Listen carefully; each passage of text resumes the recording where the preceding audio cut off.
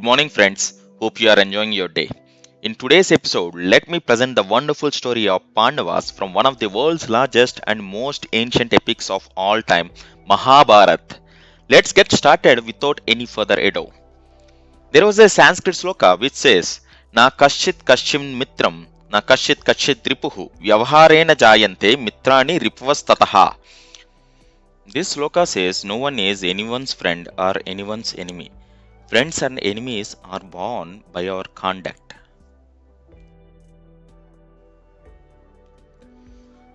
During the Kurukshetra war, even the most powerful and renowned soldiers of Kauravas' army are being slaughtered by Pandavas on the battlefield. Bhishma Pita was designated as the commander-in-chief on Kauravas' side during that time. And Duryodhana was enraged by this episode and approached Bhishma one night and then alleged to him that it is not difficult to kill Pandavas if he chooses to, but was not killing them owing to the fondness for Panduraja's sons and cautioned him if this continues they will lose, and also reminded that Bhishma pledged to fight on their behalf but was unable to do that so fully. Bhishma, enraged at Duryodhana's comments, and he took 5 golden arrows and put them on his forehead, performed a few mantras and informed Duryodhana that these 5 arrows will slay Pandavas in the battle tomorrow, and Pandavas will not be able to avoid this. Duryodhana, who had lost trust in Bhishma, stated that he would keep the arrows with him that night and return them the next morning on the battlefield, and he returned to his camp carrying them.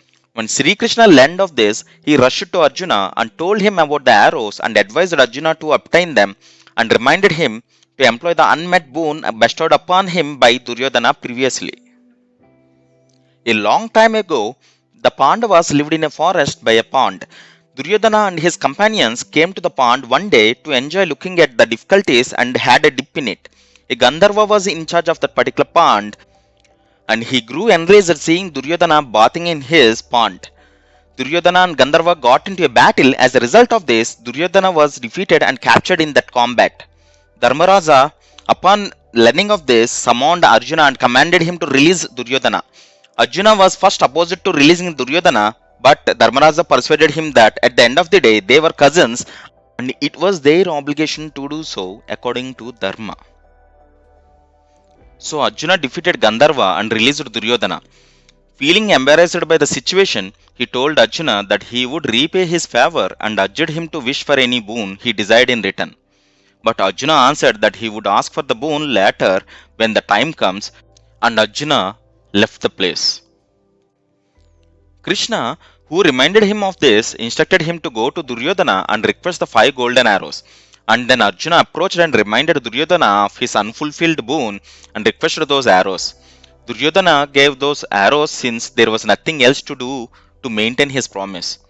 And he became perplexed and approached Bhishma again, this time asking him for the identical arrows, but Bhishma claimed it was impossible. If you observe these two stories, Duryodhana was criticizing and confronting Bhishma, who chose his side in the fight despite being grand uncle of both sides.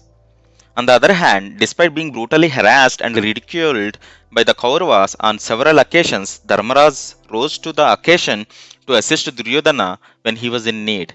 That's the significance of conduct, and the same conduct saved the Pandavas' lives in the battle of Kurukshetra.